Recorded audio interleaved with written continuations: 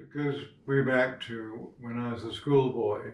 My parents lived abroad, and for the Easter and Christmas holidays, I went to a holiday home uh, because I couldn't, it was too far to travel back to where they were. And at that holiday home, I met some boys from Stonyhurst School. And of course, inevitably, we got into arguments. You know, they said Henry VIII founded your church, and I said no. So long arguments. But I was so impressed by them. They were really on fire for their faith. They would cycle to the church on a Sunday. And the more I argued with them, the more I began to think, what they're saying is true, is right. And the result was I asked my mother if I could take instruction in the Catholic Church. And she said, yes, you should have been a Catholic, she said to me, but we brought you up as Protestant. So I had a year's instruction, and this was in Stamford in Lincolnshire. Canon Adams instructed me for a year. And as he instructed me, at the same time as wanting to become a Catholic, I also wanted the idea of becoming a priest grew in me. In a way, because seeing what he did, instructing me, seeing him saying Mass, preaching, all this was something I wanted to, I thought I would like to do. But of course, at that time particularly, you were not encouraged to go on straight away if you were a convert. You were asked to wait at least 3 years. So my mother insisted that I should find some profession to follow. So I did that. I followed my father's profession, which was accountancy. I came to London, to the city, trained as a chartered accountant. But all the time, every morning, every day, I would go to Mass, either before going to work or in the city. And the thing wouldn't go away to become a priest. And then when finally I became an accountant, I thought, gosh, you know, now's the time. I was advised by a very dear friend of mine to say, Jim, go to university before offering yourself to the priesthood. So I did. I went to Oxford, and I was very deeply influenced by Father Michael Hollings, who a Westminster priest. He was chaplain to Oxford University. And in fact, in this church, where we just celebrated Mass today, he was parish priest for many years. And he had a wonderful ministry, and I spoke a lot to him, and he just deepened my Catholic faith, but at the same time inspired me to want to become a priest.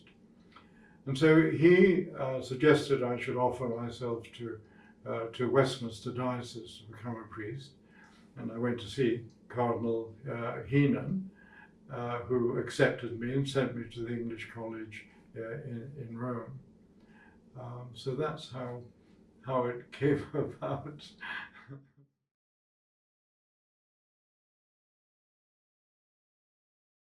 I was ordained in Oxford, actually, because the chaplain at the time was Crispian Hollis, who became Bishop Crispian Hollis, Bishop of Portsmouth.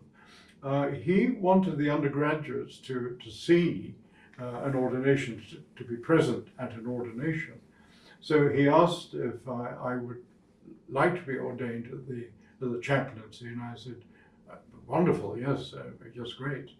And so Cardinal Heenan agreed to come up from Westminster to ordain me in the chaplaincy. And it was just a wonderful occasion, really, there.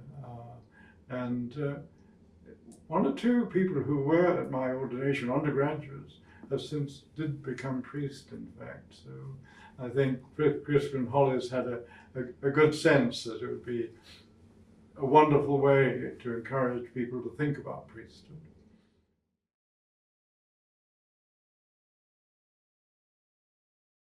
I first appointment was to St John Vianney in West Green in Haringey, and I was there for three years there, which was a baptism of fire, really.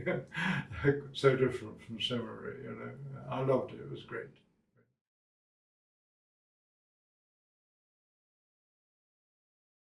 I think that the thing that still remains with me, and I'm deeply grateful, is that after West Green, Cardinal Basil Hume sent me to Whitechapel, to St Mary's and St Michael's Whitechapel, and to be the full-time hospital chaplain to the London Hospital, as it then was. It's now the Royal London Hospital. So I was there for 8 years as a full-time chaplain, and then I moved from St Michael's to Our Lady Immaculate Limehouse as their parish priest. But the London Hospital was an amazing place because there were lots of students, doctors, dentists, nurses, and just something marvelous happened. Lots of young people wanted to explore their faith, to pray together. We had a wonderful prayer meeting, and lots of students came to that. And I'm still in touch with a lot of them. They're still involved in the church and helping out in their own ministries. Doctors now, dentists, nurses. But whatever the blessing that came from that time at the London was amazing for me. It was a great blessing. But just to see the Lord working in young people, they're coming to faith in the Lord, and that impacted their whole lives, and it's still impacting their lives. So I feel very humbled by what God did at that time. It was a great blessing.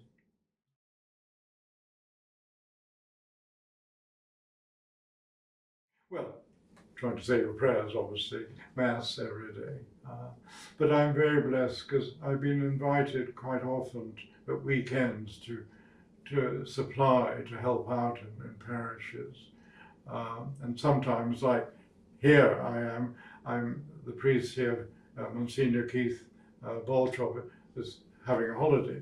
So he's asked me to mind the shop while he's on holiday. So there were lovely things like that happen. And also I get to hear confessions at the cathedral to help out there. And that's a great privilege, really.